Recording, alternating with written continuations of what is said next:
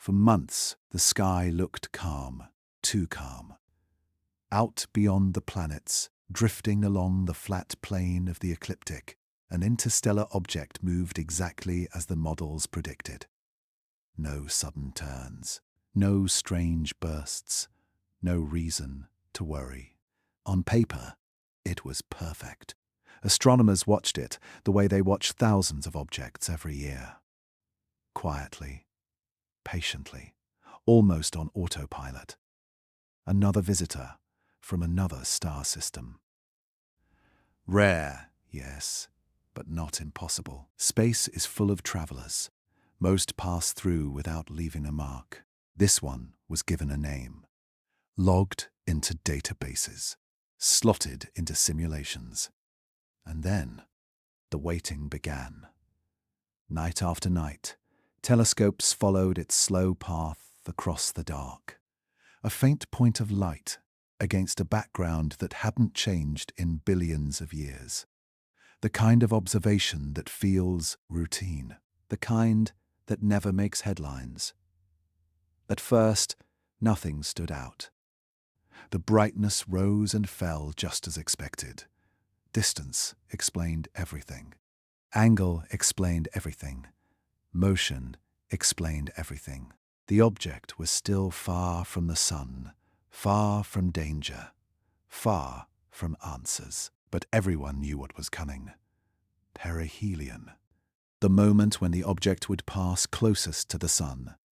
The moment when heat, radiation, and solar wind would test its true nature.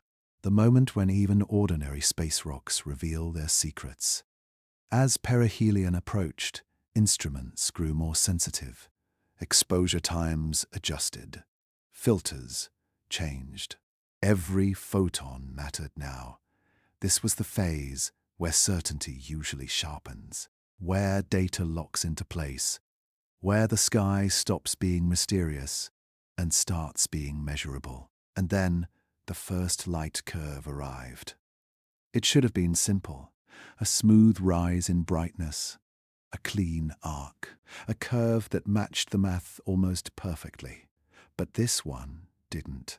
The line on the screen bent, not dramatically, not enough to trigger alarms, just enough to make someone pause.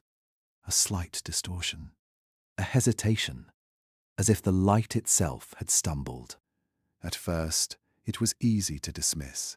A calibration issue, atmospheric interference, a misaligned sensor. Someone reran the numbers. The curve stayed wrong. Another observatory checked their data. Same distortion. Different instruments, different locations. Same strange bend in the light. The sky wasn't behaving the way it was supposed to. Still, no one panicked. Science trains you not to jump to conclusions, especially when the universe has embarrassed confident humans before. So the object stayed classified as normal. The anomaly stayed labeled as minor, and the waiting continued. But something had changed.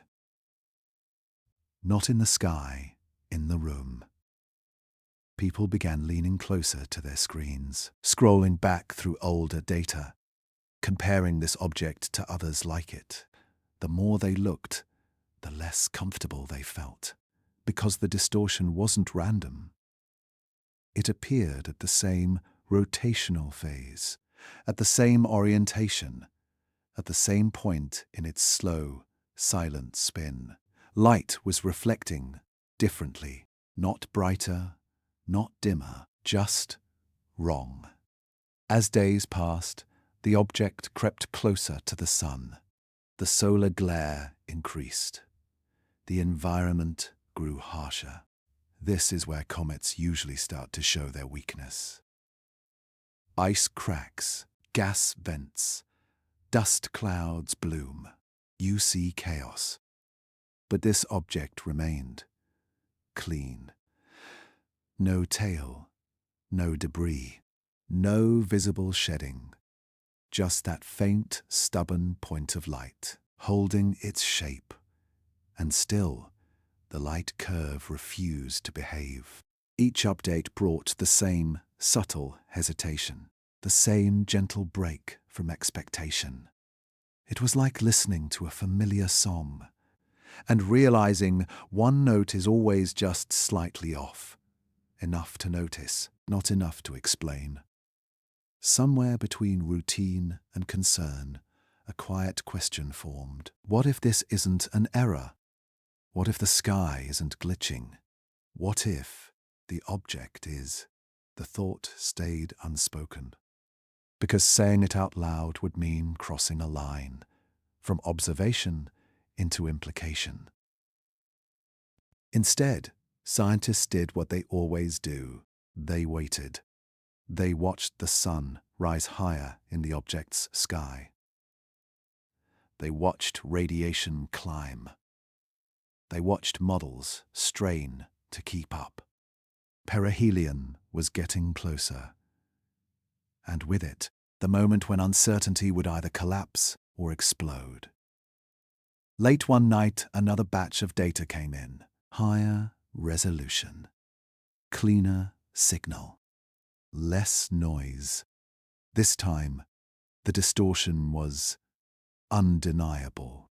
The light curve wasn't just bent, it was segmented, as if brightness changed in steps instead of flowing naturally, not jagged, not chaotic, controlled. A silence settled over the lab. No one rushed to speak. No one joked it away. They all knew the same thing. Nature doesn't usually do this. Rocks tumble. Ice boils. Dust scatters.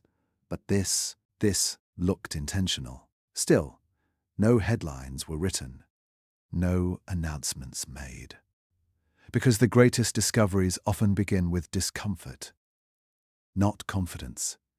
Outside, the sky looked the same as it always had. Stars steady. The sun rising and setting like clockwork. Nothing about the night warned anyone that something unusual was unfolding. But up there, moving silently toward the most violent object in our system, was something that didn't quite reflect light like it should. And as perihelion drew closer, the waiting sky seemed to hold its breath. Was this just another strange rock from another star? Or had humanity just noticed the first crack in a much larger pattern? The data kept coming. The answers did not. And somewhere in that silence, the discovery was already beginning. The numbers arrive quietly. No alarms, no flashing warnings. Just files stacking up from observatories across the world. Chile, Hawaii, the Canary Islands, Australia. Different skies, different instruments, same target. At first glance, it looks normal. Columns of data, rows of decimals. Brightness values measured down to impossible precision. This is the part of astronomy no one talks about. Not the wonder, not the beauty, just numbers. Cold, exact, unemotional. And yet, something feels off. Because when scientists begin to compare the data, it doesn't line up. The reflectivity values don't agree. One observatory reports the surface reflecting more light than expected. Another sees it darker, duller, almost absorbing light. A third shows fluctuations that shouldn't exist at all. Same object, same time window, same sun, different answers. At first, the explanation is easy. Calibration differences, minor timing offsets, instrument sensitivity. This happens all the time, so they correct for it. They normalize the data, adjust for distance, correct for angle and rotation. They run the models again. The numbers still don't settle. Instead of converging, they drift, as if the object refuses to be pinned down. Reflectivity should be boring, Most natural bodies in space follow simple rules. Rough surfaces scatter light. Smooth ones reflect it cleanly. You can predict behavior decades in advance. That's why these models exist. They've been refined for generations, tested against comets, asteroids, moons. They almost never fail. Almost, because this object keeps slipping through them. When the math says the surface should brighten, it darkens. When it should dim, it flashes slightly brighter. Not enough to scream anomaly, just enough to whisper it. The kind of whisper that makes scientists double-check their work, then triple-check it. Another observatory sends in fresh numbers. Higher precision, better signal-to-noise ratio. The result? Now the reflectivity shifts appear to depend on perspective. As if the object changes how it reflects light based on who is watching. That shouldn't be possible. Light doesn't care who measures it. Physics doesn't play favorites. And yet, the data suggests otherwise. The object seems to behave differently when viewed from different angles, even when those angles should produce identical results.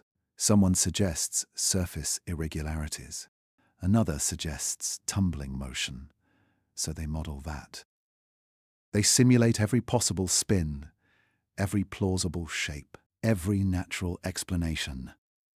None of them fit. The curves still drift, the values still slide, the numbers refuse to settle. As perihelion draws closer, the sun floods the object with energy. This should simplify things. Heat smooths behavior.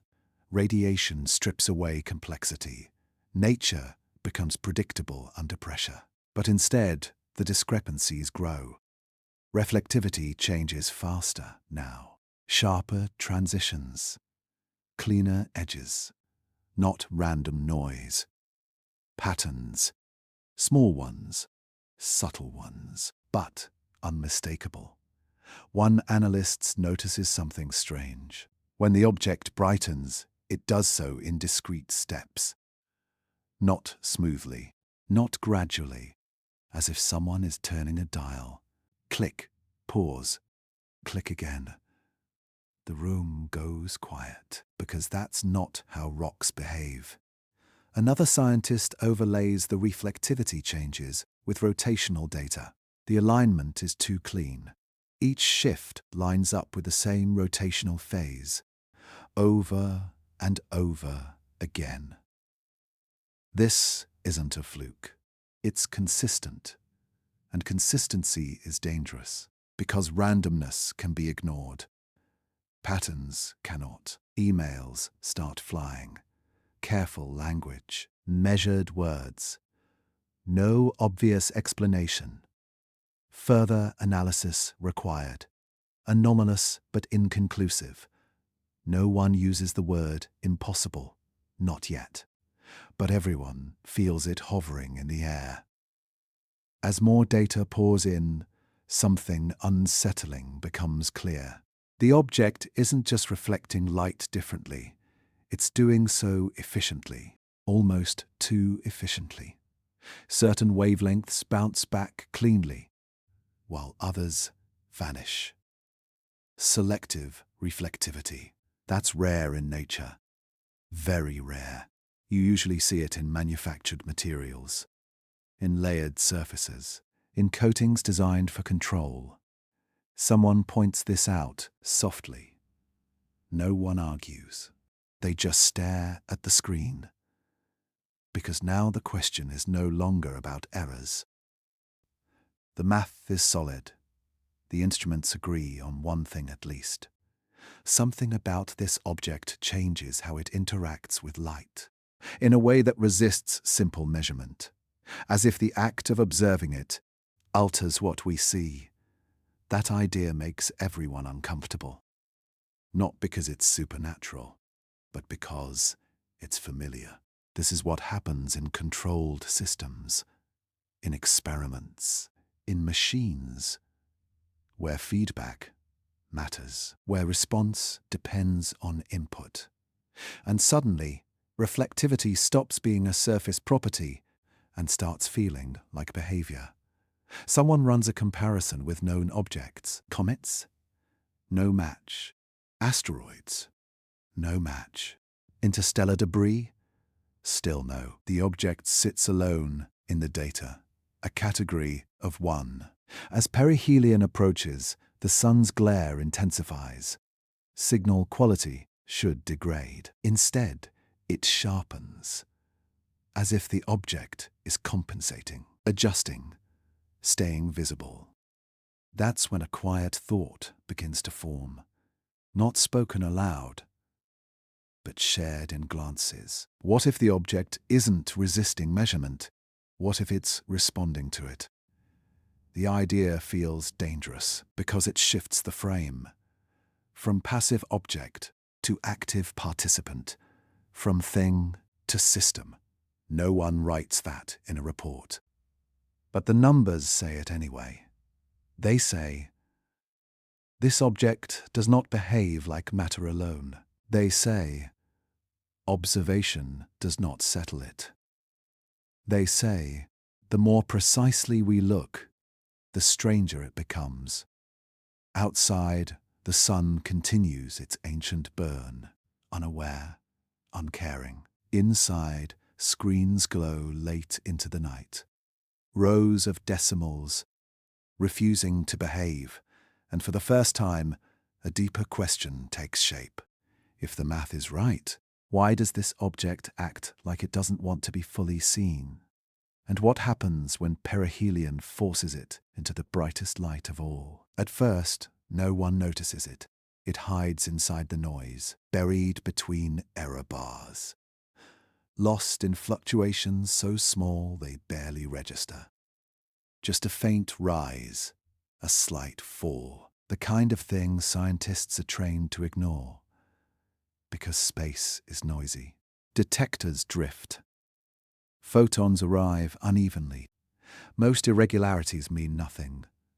But this one keeps coming back. Night after night, as new brightness data arrives, a junior analyst spots something strange. Not dramatic, not obvious. Just a rhythm, a soft, repeating pattern in the light curve. At first, it's written off as coincidence, a rounding artifact, a sampling issue, a ghost from the instrument. So the data is cleaned, smoothed, filtered, corrected. The rhythm survives, still faint but stubborn. The brightness rises, drops, then rises again, at even intervals. Too even. The analyst overlays the last 3 observation windows. The peaks align perfectly. That shouldn't happen. Natural light curves are messy. Even rotating objects wobble slightly. Imperfections always creep in. But this looks timed. The finding is sent quietly to a senior researcher. No excitement, no bold claims, just a simple note. Seeing a repeating structure in the residuals might be worth a look. Hours later, another message comes back. I see it too. Now the room feels different. The data is pulled up on a larger screen, axes adjusted, scale expanded. There it is, clearer now, a pulse, not a spike, not a flare. A gentle, controlled increase in brightness, followed by a clean return to baseline. Over and over and over again. The period is measured, then measured again. Same result. The pulse repeats at regular intervals. Seconds, minutes, hours. It doesn't drift. It doesn't decay. It just ticks. Like a quiet heartbeat. Someone jokes nervously. Probably rotation. It's the safest explanation. Rotation can cause repeating brightness changes as surfaces reflect light differently, so they test that. They compare the pulse period to the object's estimated spin rate. It doesn't match, not even close. They adjust the model, change assumptions, try irregular rotation. Still no match. The pulse remains independent. Another possibility is considered: jetting. Some comets vent gas in rhythmic bursts, but there's no gas, no dust, no tail, nothing to cause brightness changes from expelled material, and the pulses are too clean, too precise. Natural outgassing is chaotic. This is not. As the data grows, something unsettling becomes clear. The pulse strengthens near perihelion, not by much, just enough to notice. As solar radiation increases, so does the clarity of the rhythm, almost as if the sun is powering it. That idea makes people uneasy, because now the pulse isn't just a curiosity. It's reacting to environment. One researcher runs a blind test. They mix the data with noise from other objects. The algorithm still finds the pulse every time. Another overlays the pulse timing with thermal data. There's a correlation. Not perfect, but suggestive. The brightness peaks align with slight thermal shifts, as if energy is being absorbed, then released. Slowly. Deliberately. No one says the word signal, but everyone is thinking it. Because this is how signals behave. They repeat, they persist, they survive noise. And most importantly, they don't need to be loud. The pulse isn't broadcasting. It's whispering, a pattern hiding in plain sight. Someone asks the question no one wants to ask. What are the odds of this happening by chance? The answer comes back quietly, extremely low. Not zero, but close enough to matter. They widen the search. Old data. Earlier observation runs. The pulse is there too, weaker. Harder to see, but present. It didn't start recently. It's been there the whole time, waiting. The realization sends a chill through the room, because that means the object didn't suddenly change. We did. Our instruments got better. Our attention sharpened. The pulse didn't appear. It revealed itself. As the sun looms closer, the pulse remains stable. No distortion, no collapse. That alone is strange. Radiation usually disrupts delicate patterns. But this one holds, as if protected, or designed to endure. A senior scientist finally breaks the silence. If this were intentional, this is exactly how you'd hide it. Not in radio waves, not in bright flashes, but in data no one expects to carry meaning. Light curves are boring, until they aren't. The team debates internally. Could this be some unknown physical resonance? A new class of interstellar object? An exotic surface property? All possibilities remain on the table, but the pulse keeps time, unaffected by doubt. Tick, tick, tick. The sun burns brighter now. Perihelion is close. And with it, maximum exposure. If the pulse is fragile, it should break. If it's accidental, it should drift. If it's noise, it should disappear. Everyone waits for that moment. But the pulse doesn't vanish. It sharpens, becomes easier to see, cleaner, almost confident. And that's when the fear quietly settles in, because coincidence fades with repetition, and patterns that survive stress usually exist for a reason. The object continues its silent fall towards the sun, unaware or uncaring of the humans watching it. or perhaps aware enough to keep time. The pulse keeps beating, the light curve keeps whispering, and a question now hangs over every new data packet. Is this just another strange behavior of the universe? Or have we finally noticed that something out there is keeping a rhythm of its own? A rhythm that doesn't belong to chance. A rhythm that waits as perihelion approaches for whatever comes next. The closer it gets to the sun, the less sense it makes. This is the point where most objects fail. Radiation rises fast. Temperatures climb without mercy. Ice boils away. Rock cracks. Metal softens. Nothing survives perihelion unchanged. Everyone knows this. So when the first thermal readings arrive, no one is surprised. At first, the object is warming, slowly, too slowly. Solar energy is pouring into it, flooding its surface with heat strong enough to tear molecules apart. And yet the temperature curve lags behind. It's as if the heat is being held back, absorbed, delayed. Someone mutters that maybe the surface is porous. Another suggests unusual composition. Fair enough. Nature can be strange. But then the next reading comes in, and the temperature drops.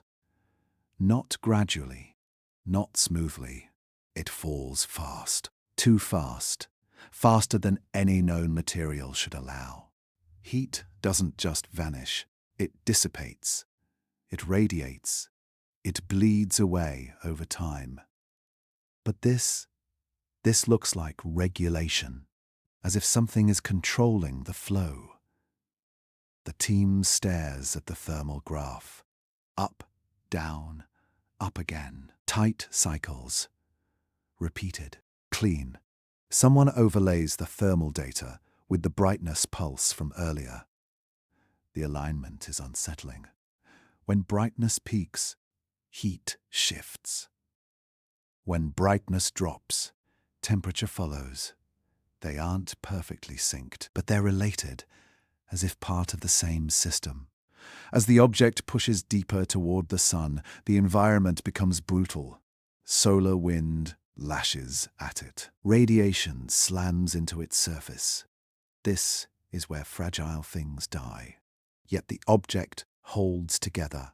No fragmentation, no debris cloud, no sudden flare of gas.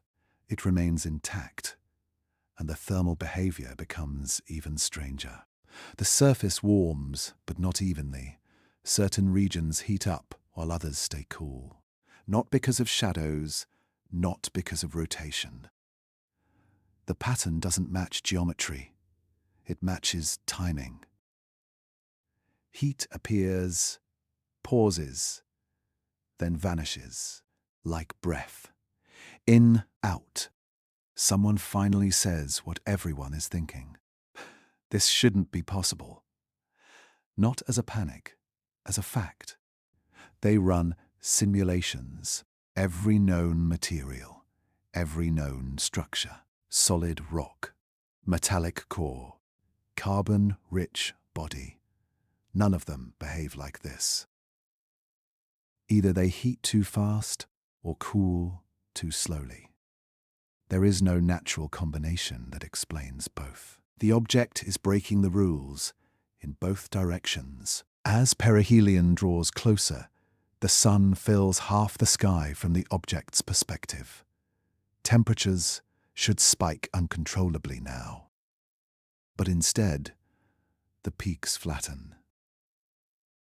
The highs stop rising, almost like a ceiling, a limit.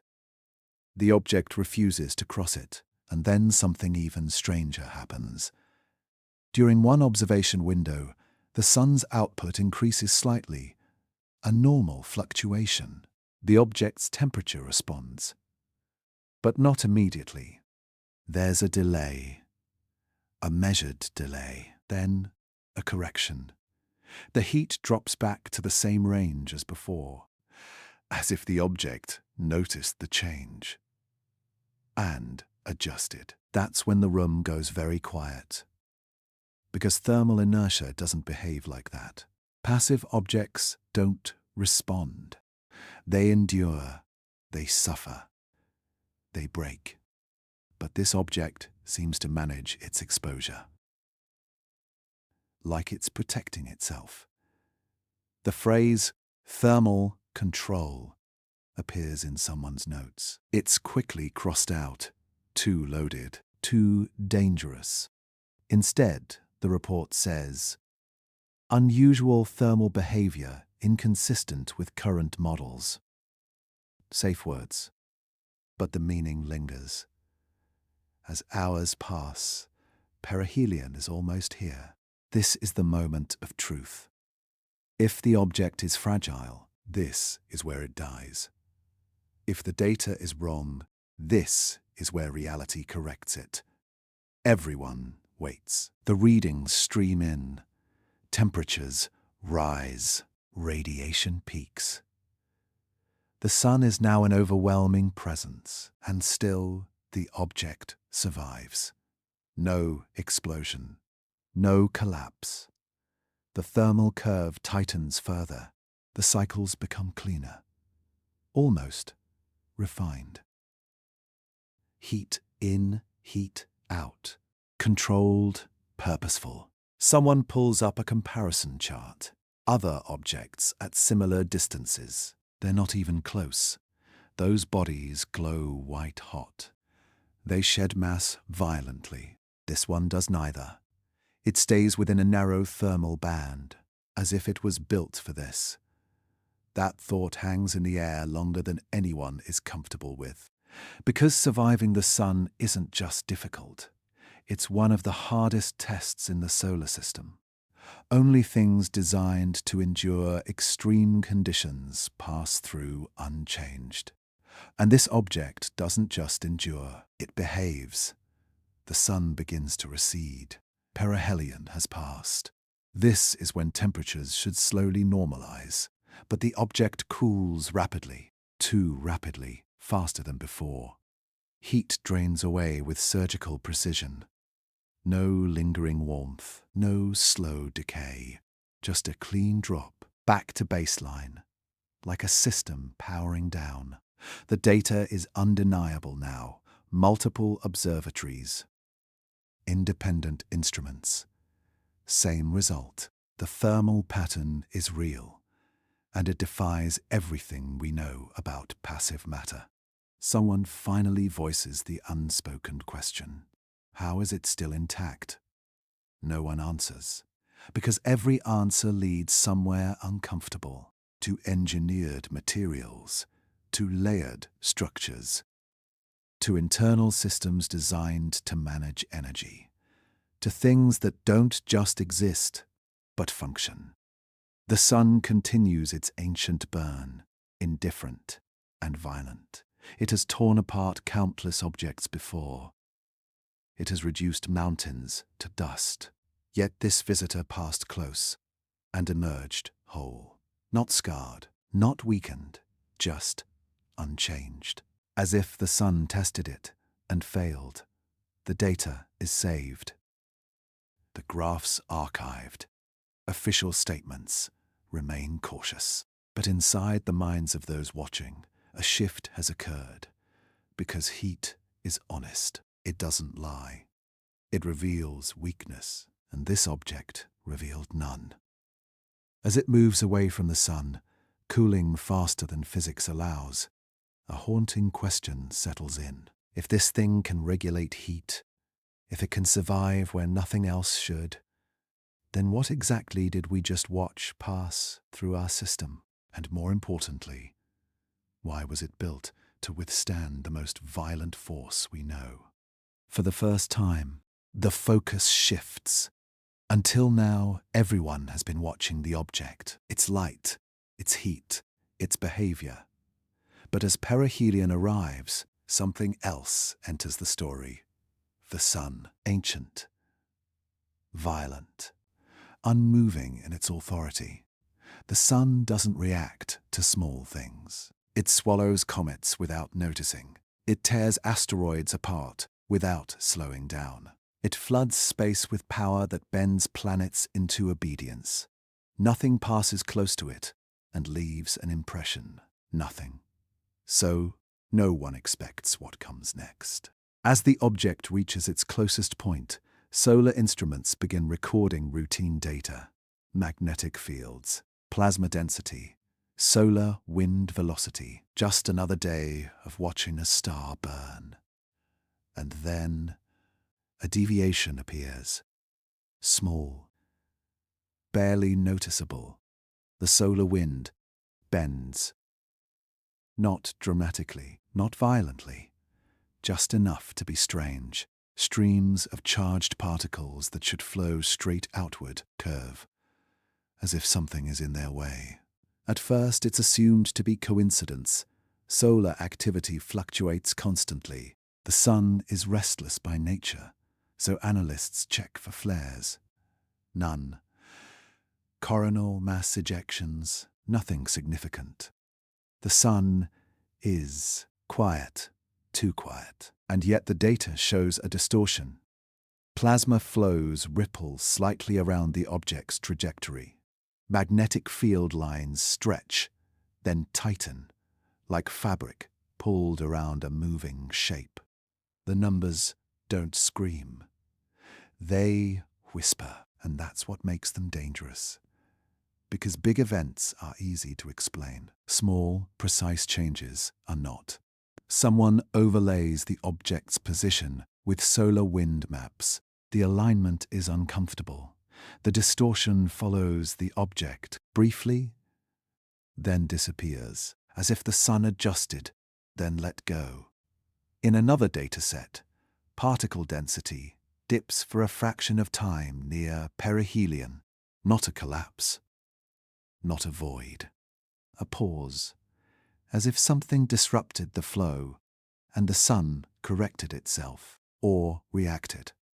The question forms quietly. Is the sun responding, or is it being influenced? That question feels almost forbidden.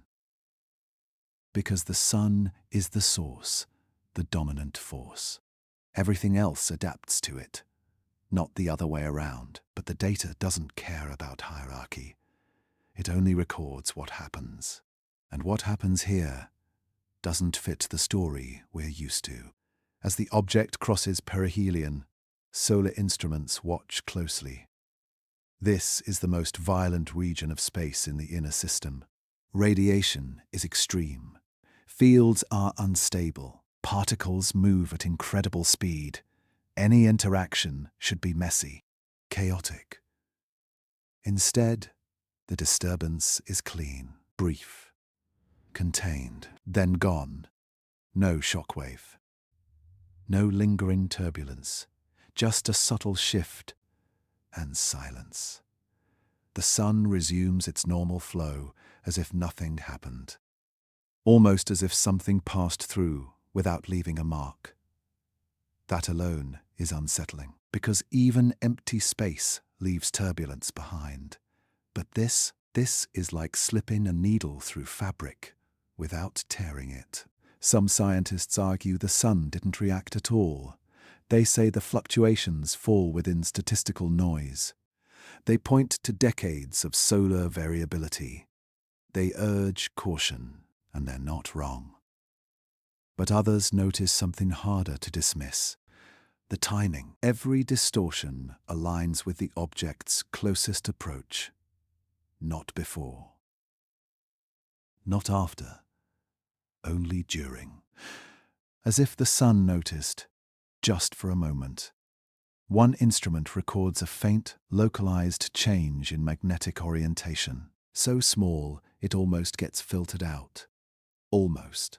Another detects a brief asymmetry in plasma flow on the opposite side of the sun. That's harder to explain, because the object isn't even there anymore. And yet, the effect appears delayed, like an echo. The sun is massive, beyond comprehension. Signals take time to travel across it. Reactions are slow, and then overwhelming. But this reaction, if that's what it is restrained, measured, as if the sun adjusted. Then decided not to escalate.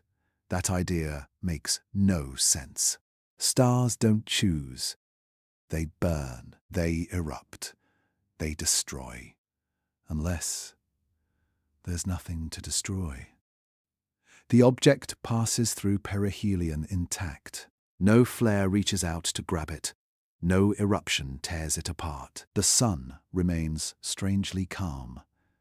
Too calm. This is not the behavior seen when comets dive too close. Those encounters are violent. This one is surgical. The object doesn't fight the sun. It doesn't challenge it. It simply passes, and the sun lets it. After perihelion, solar data stabilizes completely. The distortions vanish. Magnetic fields snap back into place. Plasma resumes its usual outward flow. If someone hadn't been watching closely, they would never know anything happened. And that's the most haunting part. Because it means the interaction, if there was one, was subtle enough to hide. No scars, no evidence. Just a momentary hesitation in the most powerful engine we know. Later, someone compares the data to known solar interactions. Planets create long-lasting effects. Large comets cause turbulence. This object does neither. Its influence, if influence is the right word, is minimal but precise, like a whisper in a hurricane. One researcher writes a line in their private notes. Either the sun ignored it, or it didn't need to respond. They never include that line in the official report. Official language stays cautious. Minor, transient solar wind irregularities observed near perihelion. Safe, boring. But behind the scenes, the question won't go away. Because if the object truly caused those shifts, then it interacted with the sun. And if it didn't, then why did the sun behave differently at that exact moment? Both possibilities are unsettling. The sun is not just a background. It's a test, a filter. Anything unnatural should be exposed here. Stripped bare, destroyed. But this object passed through, and the sun barely acknowledged it. As if it didn't register as a threat, or worse, as if it registered as something else entirely. As the object moves away now, cooling, quiet, unchanged, the sun returns to its endless burn. Nothing appears wrong. Nothing appears different. But those who watch the data know better, because for a brief moment, the most violent force in our system hesitated. And no one can agree on why. Did the sun react to the object? Or did it recoil from something it couldn't touch? The data offers no answer, only silence. And silence can be louder than any explosion. At first, it looks like a trick of geometry, a harmless effect of angles. As the object moves away from the sun, its orientation slowly changes. Different faces catch the light. Different surfaces turn toward Earth. This happens with every rotating body in space. Nothing strange about that, except, this time, the reflections don't glide. They snap. Sharp bursts of brightness flash across the data. Clean, sudden. On, off. Not smooth like a spinning rock. Not chaotic like tumbling debris. Controlled. At first, analysts assume it's a jagged shape, an uneven surface catching sunlight at odd moments. So they model that. They create virtual shapes, spikes, ridges, fractured geometry. None of them fit, because jagged surfaces create messy reflections, blurred peaks, uneven curves. This object doesn't do that. Its brightness jumps, then holds, then drops, like a switch. The reflectivity curve starts to look less like astronomy and more like engineering. Each burst occurs at a precise orientation, the same angles, every rotation. No drift, no decay, just repetition. Someone overlays the reflectivity bursts with rotational timing. Perfect alignment. Every burst happens when the object reaches a specific position in space, not when it faces the sun most directly, not when it faces Earth most clearly, but when it reaches a very specific angle between the two. That detail changes everything, because natural reflections don't care about observers. They only care about light, but this reflection seems to care about geometry, perspective, configuration, as if it's designed to behave a certain way, only under certain conditions. The bursts aren't bright enough to be seen with the naked eye. They don't announce themselves. They hide in the data. Polite, subtle, easy to miss. Almost like they're not meant to be obvious. Someone zooms in further. The edges of the bursts are sharp. Too sharp. Light usually rolls in and out as angles change. This doesn't roll. It clicks. Brightness increases abruptly, then cuts off just as cleanly. No fade, no blur. It's digital in spirit, even if the medium is light. The room grows quiet again, because this is familiar. Not from space, from machines. Reflective panels, layered materials, surfaces designed to redirect energy efficiently. You see this behavior in satellites, in probes, in objects made to manage light with purpose. Someone finally says it. This looks manufactured. No one laughs, no one dismisses it, because by now, unusual has been stretched thin. Too many things have gone wrong in the same direction. The object doesn't just reflect light, it modulates it. Certain wavelengths return strongly, others disappear. This selective behavior tightens as the object rotates, as if different regions are tuned differently. Not random mineral scatter, not accidental composition. Tuning implies intent, or at least design. They check polarization data. Another surprise. The reflected light shows structure, order. Patterns that shouldn't exist on a natural surface exposed to interstellar erosion for millions of years. Space is violent. Micrometeoroids sandblast everything smooth. Radiation degrades structure. Time erases detail. Yet this surface behaves like it's been preserved, or protected, or renewed. Someone suggests a natural crystalline structure.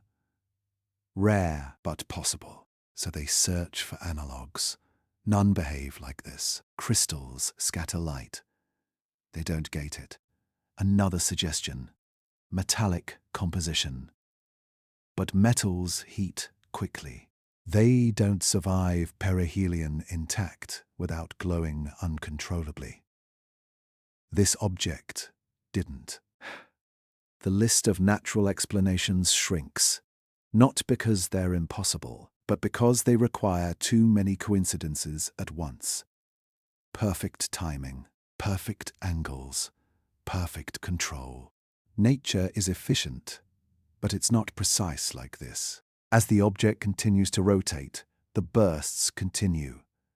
Steady, predictable, almost patient. One researcher notices something chilling. The bursts align with moments when observation quality is highest. When instruments are pointed most directly, when signal-to-noise ratio peaks, as if the object reflects most strongly, when it knows it's being seen best. No one writes that down. But no one forgets it either. This isn't active communication. There's no message, no code, just behavior. But behavior can be louder than language because it tells you what something is built to do. And this object appears built to manage light, not simply endure it. At what point does strange become engineered? There's no clear line. Just a slow crossing. Reflectivity stops being a property and starts being a function. The object isn't shining randomly. It's selecting when to shine. Why? That question echoes quietly. As days pass, the bursts remain stable. No degradation from solar exposure. No surface damage. If anything, the reflections become cleaner, sharper, as if the harshest environment in the solar system did nothing to disrupt its surface logic.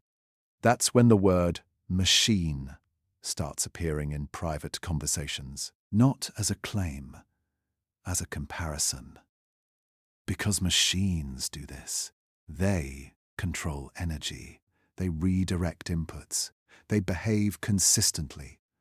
Natural objects don't care about consistency. They just exist. This one behaves. The object moves farther from the sun now, cooling, quiet. But the reflectivity pattern doesn't fade. It persists, still clicking on and off at the same angles, like a signature or a fingerprint. Official summaries stay conservative. Unusual reflective behavior correlated with rotational geometry. Safe, neutral. But behind those words, a deeper discomfort grows, because reflectivity isn't something you evolve accidentally. Not like this. Not with this level of control. The universe is old, ancient, messy, and yet, passing silently through our system is something that treats light like a tool. As the object drifts farther away, the bursts grow weaker. Distance steals detail. Eventually, the pattern slips back into noise. Harder to see, easier to doubt. But those who saw it really saw it. Know one thing for certain. There was a moment, a clear moment, when the light didn't behave naturally, when reflection stopped being passive, and the question changed forever. If this object wasn't just reflecting the sun, but using it, then what exactly did we witness?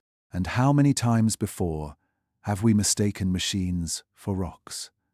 Simply because we didn't know how to look. The object continues into the dark. Silent, distant, leaving behind no proof, only patterns and a line that can never be uncrossed again. Because once unusual starts to feel artificial, you don't unsee it. You just wait for the next reflection. The debate doesn't begin with shouting. It begins with silence. A conference room.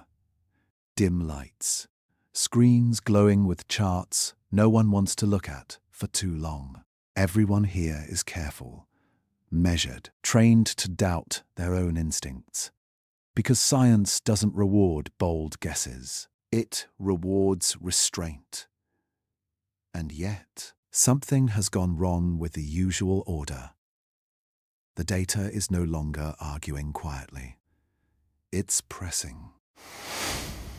So the doors close. No live streams, no press releases, no quotes, just scientists. And the problem they can't ignore anymore. At first, the conversation stays safe. One voice says, it's an unknown natural process. Another mentions rare surface chemistry. Someone brings up interstellar weathering, effects we don't fully understand yet. These are reasonable ideas, comforting ideas, because they keep the universe familiar.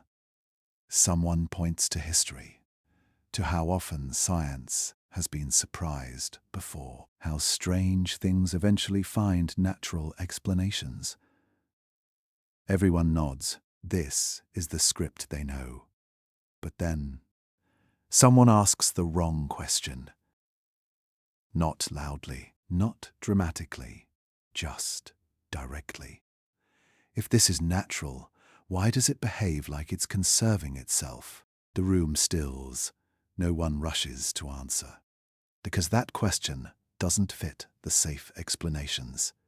Conservation implies awareness of limits, responds to threat, adjustment. Those are not passive traits.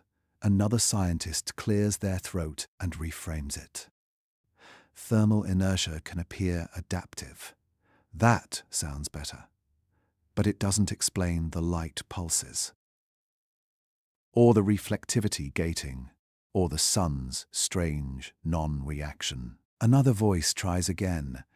Maybe it's a new class of object, something we've never seen. That idea gains traction, a category we haven't discovered yet, a loophole in understanding. But then someone quietly adds, new classes still obey physics. And that's when the room starts to feel heavy, because physics has been stretched thin already. The models don't just struggle, they fail. One by one, charts are pulled up, cross-referenced, compared. Each anomaly alone could be dismissed. Together, they form a pattern. Someone gestures at the screen. Light modulation, thermal regulation, structural integrity near perihelion, consistent orientation-based behavior. They pause. This isn't random. No one disagrees, but no one agrees either. Because agreement would force the next step, the dangerous one. A younger researcher asks carefully, has anyone ruled out artificial structure? The word hangs there. Artificial. No one reacts at first, not because it's shocking, but because everyone has already considered it. They just don't want to be the one who says it. A senior scientist responds quickly, we don't have evidence for that. True, absolutely true. But then comes the follow-up. We also don't have evidence against it. That lands harder, because science is built on elimination, and nothing has been eliminated yet. Someone suggests caution. We must avoid projecting intention. Agreed. But intention isn't required for design. That's the uncomfortable truth. Machines don't need to think to function. They just need to work. Another scientist hasn't spoken once. They've been quiet since the beginning, staring at the data. Someone finally turns to them. What do you think? They hesitate, long enough to make everyone uneasy. Then they say, I think we're arguing about the wrong thing. The room listens. I don't think the question is what it is. A pause. I think the question is why it behaves as if it expects conditions to change. That's when the silence becomes complete, because expectation implies foresight, preparation, design with environment in mind. Not just the sun, but us, the observers. Someone laughs nervously. Let's not go there. But the idea doesn't leave. It can't. Because the object's behavior doesn't escalate when observed. It stabilizes. It cleans up. It becomes more precise. As if scrutiny sharpens it. That's backwards. Natural systems fall apart under stress. This one tightens. The conversation drifts again, back to safe ground. Publication language. Peer review. Controlled statements. No claims. No speculation. But the tension remains. Because there's a growing divide in the room. Those who talk and those who stop. Some scientists become quieter with each new slide. Not skeptical quiet, concerned quiet. The kind of quiet that comes when your intuition outruns what you're allowed to say. Someone asks another dangerous question. If this were artificial, what would it be doing? No one answers. Because every answer feels absurd. Observation probe. Interstellar debris from an ancient civilization. Autonomous system with no mission we can detect. Speculation spirals too fast, so they stop it. We don't know, someone says firmly. That's the only honest answer. Everyone agrees, but honesty doesn't bring comfort. Because we don't know is different now. It's no longer about ignorance. It's about possibility. The meeting ends without resolution. No conclusions. No consensus. Just a plan to keep observing, to collect more data, to wait. As people stand and gather their things, conversations splinter into whispers, hallway discussions, private messages, carefully worded emails. Some insist the object will eventually make sense. Others stop replying altogether. And that's when the most telling sign appears. Certain questions stop being asked, not because they're answered, but because they're dangerous.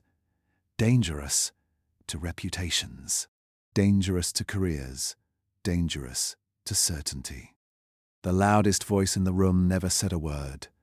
It was the silence that followed one question asked too directly. Not, what is it? But, what if it isn't supposed to be here by accident? That question doesn't make it into any report. It doesn't appear in any abstract, but it lingers, unwritten, unspoken. As the object continues drifting away from the sun, unchanged, unbothered, the debate remains unresolved. Officially, nothing extraordinary has been found. Unofficially, everything has changed. Because once a room full of experts goes quiet, it's not because there's nothing to say. It's because everyone knows exactly what saying it would mean. And no one is ready for that yet. The discovery doesn't come from new data. It comes from old files, archived, forgotten, buried under years of routine observation. After the debates stall, after explanations begin to circle the same empty space, someone suggests looking backward, not out of hope, out of habit. If this object is truly strange, then it shouldn't only be strange now. So they opened the archives. Years of sky surveys, wide field scans meant to catch anything moving, anything passing through quietly. Most of it is noise, cosmic dust, background stars, artifacts no one ever looks at twice. But this time, they know what to look for. They search for the pattern, the faint pulse, the strange reflectivity, the subtle timing that once hid inside error bars. At first, nothing appears. Then, a hit, a weak one, almost dismissed again.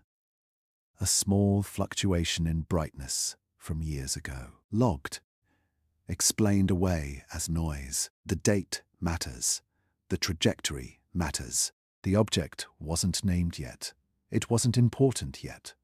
But the signature is there. Someone zooms in, enhances the data. The pulse emerges, faint, but familiar. The same rhythm, the same spacing, the same quiet insistence. The room tightens. Because this changes everything. This means the behavior didn't begin near the sun. It didn't start under stress. It was always there, waiting. Another dataset is checked.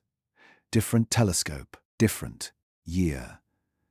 Same anomaly, missed again. dismissed again. A note in the margin reads, "Likely instrumental." That note now feels heavy because it wasn't instrumental. It was invisible until someone knew how to see it. The pattern repeats across multiple surveys, never obvious, never loud, always hiding just below certainty. Like it didn't want attention, or didn't need it. That realization is unsettling, because it means the universe didn't suddenly become strange. We just became aware. The object wasn't changing. Our perception was. For decades, astronomers have trusted their filters, their thresholds, their assumptions. They've learned to ignore subtle regularities because space is full of false patterns. Pareidolia is dangerous, seeing meaning where none exists. So the systems are designed to suppress it, to flatten faint signals, to erase weak rhythms, efficiency over curiosity. And that worked until it didn't, because now, with hindsight, the anomaly is obvious. Not glaring, but consistent. Someone overlays years of data. The pulse never stops. It weakens with distance, strengthens with proximity, but it never disappears. Like a lighthouse, seen only when the fog lifts. This isn't a one-time event. This is behavior. The implication settles slowly. If this object has passed through our instruments before, then how many others have we missed? Not because they were invisible, but because they didn't match expectations. Someone asks a quiet question. What if this isn't rare? No one answers immediately, because rarity is comforting. Singularity makes anomalies safe. But repetition changes the story. If the pattern existed before, it means we failed to notice it, not once, but repeatedly. That's harder to accept.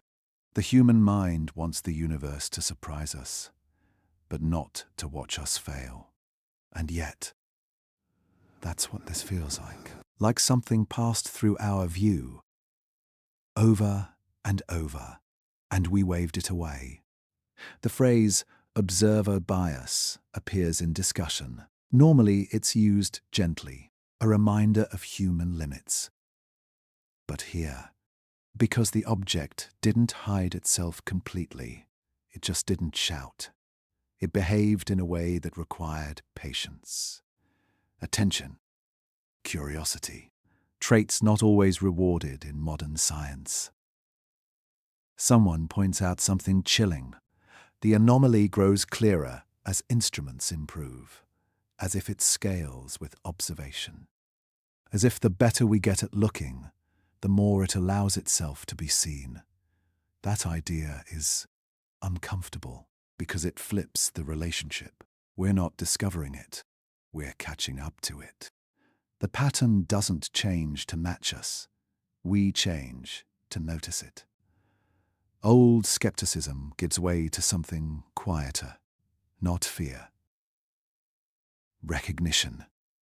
The sense that this story didn't begin when we noticed it.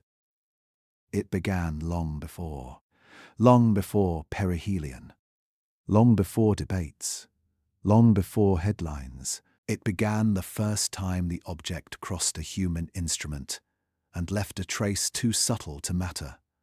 Until now, the team digs deeper. They look for other candidates, other faint pulses, other strange reflectivity hints. A few appear, none confirmed, but enough to raise a question. Are these isolated events, or fragments of a larger pattern we don't yet understand? The universe hasn't changed. Our tools have. Our expectations have. And that might be the most dangerous shift of all. Because once perception changes, you can't go back. What was once noise becomes signal. What was once dismissed becomes suspicious. the sky doesn't feel the same anymore. Not because it's hostile, but because it might be active. Not reacting to us, just existing on a level we weren't tuned to notice. The object continues its journey now, fading, cooling, quiet, but the pattern it revealed doesn't fade. It spreads through archives, through conversations, through the minds of those who know where to look. The anomaly isn't new. That's the truth. It never was. We are. And that raises a final, haunting question. If this pattern has been passing through our sky for years, if it's been visible but ignored, then how much of the universe have we already looked at without actually seeing it? And more importantly, what else is out there right now, doing the same thing, waiting for us to notice that the patterns might be watching back? It doesn't begin with an announcement. It begins with a leak, a short paragraph, a cropped graph, a sentence taken out of context and dropped into the open internet. At first, no one notices. Just another post buried under headlines and noise. But then someone shares it. Then someone else. And suddenly, it's everywhere. Forums light up. Screens fill with the same image. A light curve that doesn't look right. A pulse that shouldn't be there. People argue at first. They always do. It's fake. It's misinterpreted. It's clickbait. Comfort lives in dismissal. But the data doesn't go away. More documents surface. Old presentations, slides never meant for public eyes. Words like anomalous, unresolved, inconclusive start circulating. Careful words, but to the public, they sound like alarms. Astronomy communities begin dissecting every pixel, every decimal. Amateurs recreate the analysis at home. Code runs overnight. Screens glow in dark bedrooms across the world. And then, something strange happens. They find it, too. The pulse, the timing, the same quiet irregularity. It's not proof, but it's enough. Enough to shift the mood. Disbelief turns into curiosity. Curiosity turns into unease. Because this time, the mystery doesn't feel distant. It doesn't feel abstract.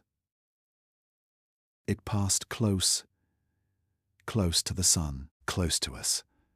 People start looking up at the sky differently, not searching for lights, not expecting answers, just looking.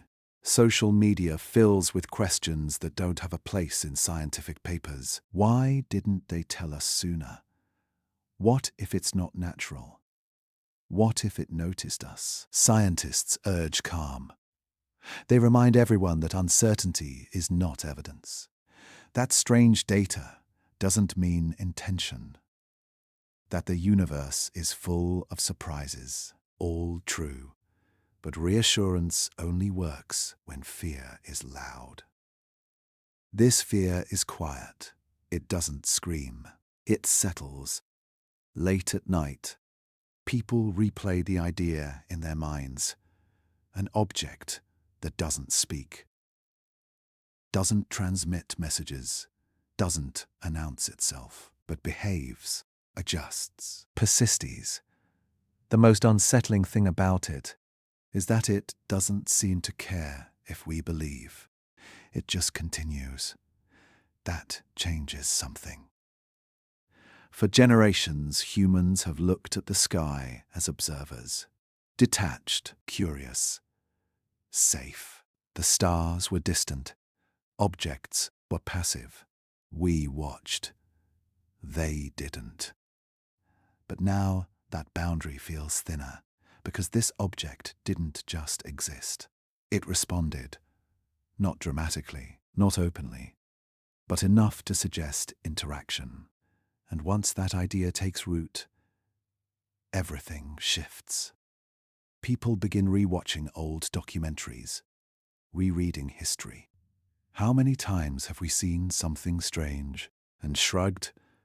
How many signals were filtered out because they didn't look like what we expected?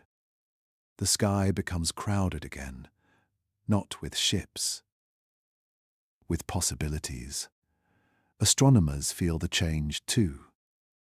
Emails increase, interview requests flood in.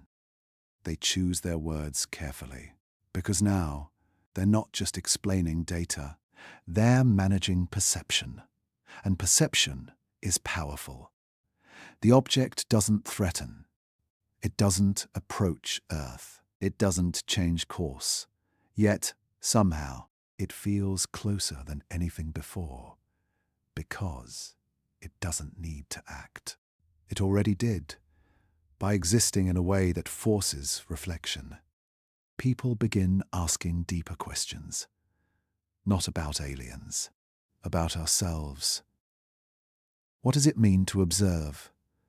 What does it mean to be noticed? What if awareness isn't one-sided?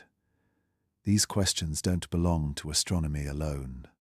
They bleed into philosophy, into psychology, into late-night conversations between friends who never talked about space before. Something has awakened, not fear, attention, a sense that the universe might not be as indifferent as we thought. The object continues drifting outward now, fading, harder to detect, easier to forget. But forgetting doesn't come as easily this time, because once the idea of mutual observation enters the mind, it stays. We start to wonder if observation itself changes things, not physically, emotionally.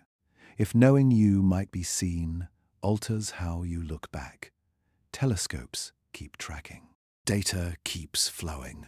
Nothing dramatic happens. No final signal. No reveal.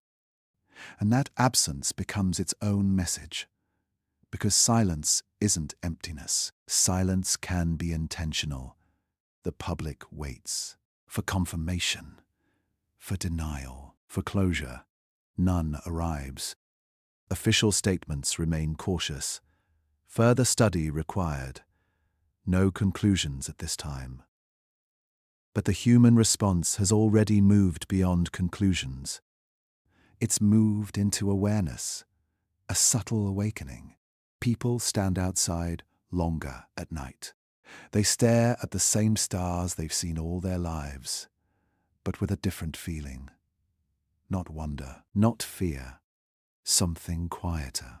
Recognition. The idea that the universe might not be a stage, but a shared space. The object never speaks, never explains, never acknowledges us directly. But it doesn't need to, because it has already done something profound. It has changed the way we look up. And once observation starts to feel mutual, you stop asking what's out there. You start asking, what does it mean to be seen? And are we ready for whatever looks back without ever saying a word? It doesn't end with a message. There's no flash, no burst, no final surge of light to mark the moment. The object simply keeps moving. Day by day, it drifts farther from the sun, farther from Earth, slipping back into the dark it came from. At first, the pulse is still there, faint but steady. Tick, tick, the same rhythm that once hid inside the noise. But now, something begins to change. The intervals stretch, just slightly, hard to notice at first. Then again, the pulse slows, not abruptly, not chaotically, gradually, as if winding down. Scientists watch closely. If this is a signal, this is where you'd expect something to happen. A final transmission, a peak, a goodbye. But nothing comes. The brightness still rises and falls, but with less urgency, less precision. The once sharp edges soften. The reflectivity bursts blur, as if the object is losing interest, or power, or purpose. Someone charts the decay. It's smooth, predictable, almost graceful. That's unsettling in its own way, because random noise doesn't fade like this. It collapses. This doesn't collapse. It resolves. The last clear pulse appears on a quiet night. No one notices at the time. It doesn't announce itself. It just happens. One final rise in brightness.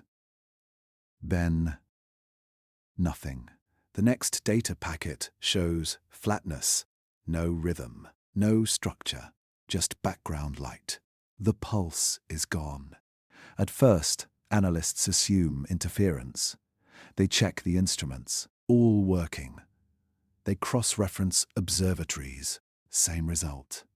Different skies, different sensors, same silence. The pattern that haunted months of observation has ended. The object continues moving outward, shrinking, dimming, harder to detect now, closer to noise than signal. And that's when the unease deepens. Because if this was a natural process, why stop now? Rotation doesn't simply end. Surface properties don't switch off. Nature tapers, but it doesn't conclude. This feels finished, as if a process has run its course, as if whatever was happening has done what it needed to do. People argue again. Some say the silence proves there was never a signal at all, just a threshold effect, just physics. Others disagree. They point to the timing. The pulse weakens only after perihelion, only after the closest approach to the sun, only after maximum observation. That sequence matters because it suggests purpose, not communication, completion. The object didn't speak, it didn't warn, it didn't announce itself. It simply existed, under specific conditions, for a specific window of time. Then stopped. That's harder to explain away. A scientist writes privately, "If it were a test, it's over." They never send that email. But the thought spreads anyway. What if the pulse wasn't meant for us? What if it wasn't a message at all? What if it was a process, a measurement, a scan, something that required proximity to a star and awareness of observers, and once those conditions were met, there was nothing left to do.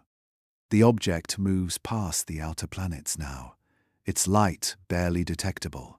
The sky feels normal again, too normal, as if nothing ever happened. That normalcy is almost worse, because it invites doubt. Memory fades quickly when the universe goes quiet. People want closure. They want certainty. They don't get it. No signal is decoded. No explanation satisfies everyone. The silence refuses to clarify. And silence is ambiguous. It can mean nothing was ever there, or it can mean something was, and it's done. Both interpretations are uncomfortable.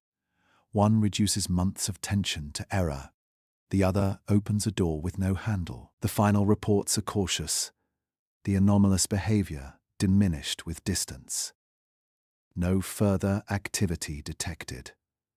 True, accurate, incomplete. Because what's missing is the feeling, the sense that something ended, not failed. The object fades beyond reliable detection. Eventually, it's lost entirely against the background stars. No ceremony, no farewell, just absence. And absence is powerful, because it forces the mind to fill the gap Was the pulse a signal? Or was it simply the sound of a system operating, then powering down? Did silence mean lack of intent, or proof that intent had already been fulfilled? There's no answer. Only a lingering stillness, the kind that follows completion, the kind that makes you wonder if you were part of something, without ever knowing how. The sky goes back to being quiet. But it doesn't feel empty anymore, because once you've heard a pattern, even silence sounds different. And as the object disappears into the unknown, one final thought remains. If this was never meant to speak, then maybe the most important message was that it didn't need to. And if silence marked the end, what exactly just ended? And are we certain it won't happen again? The sky looks the same again. Stars fixed in their places, planets moving as predicted, the sun rising and setting without hesitation. To anyone looking up, nothing has changed. But inside the data, nothing has settled. The object is gone now. Too far, too dim, lost in the endless background of space. Telescopes point elsewhere. Observation schedules move on. New targets replace old ones. Officially, the chapter is closed. But the questions remain open, because the numbers don't resolve. They sit there, archived, labeled, carefully stored. Light curves that don't smooth out. Thermal graphs that never found explanation. Patterns that end but don't decay. Science is comfortable with mystery. It lives with unanswered questions every day. But this one feels different. Not because it broke the rules, because it bent them and then left.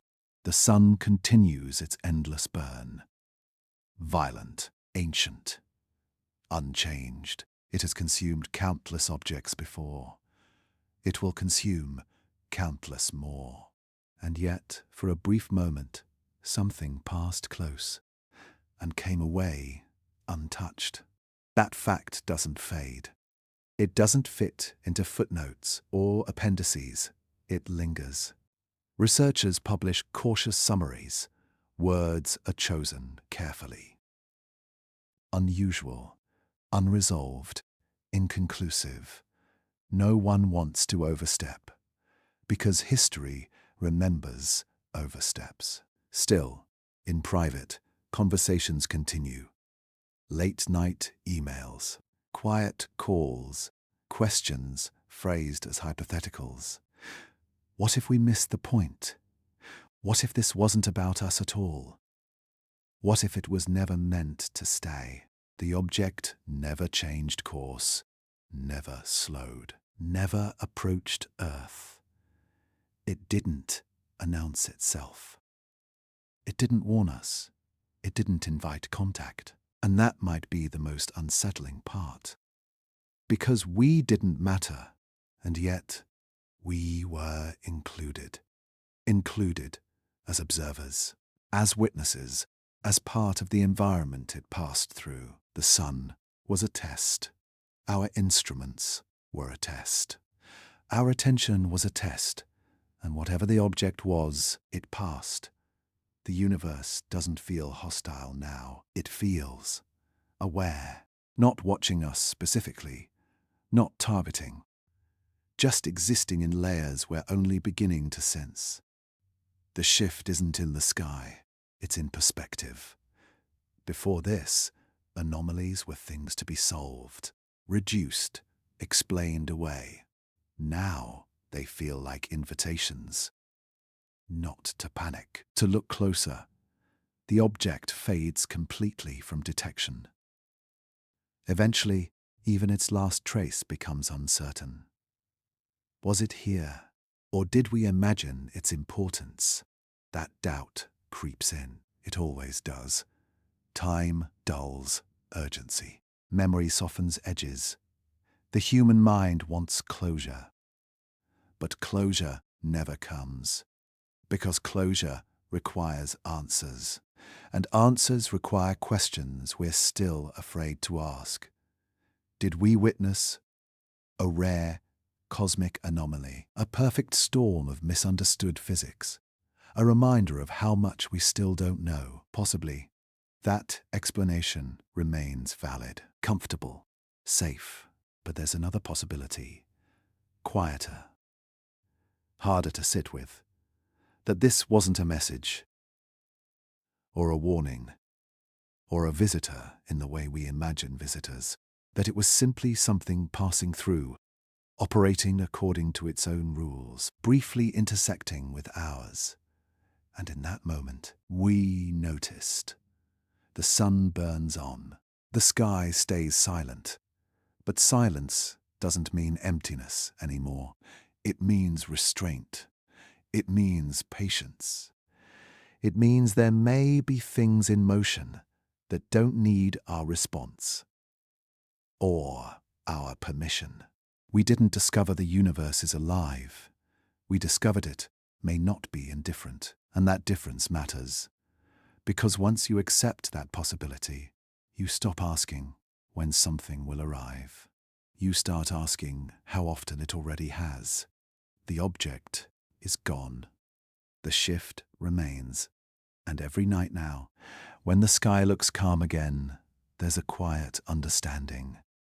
That normal might only mean nothing unusual is happening to us. Not that nothing unusual is happening at all. And if this was the first moment we were noticed, not announced, not contacted, just noticed, then the real question isn't what comes next. It's whether we'll recognize the next moment when it happens again.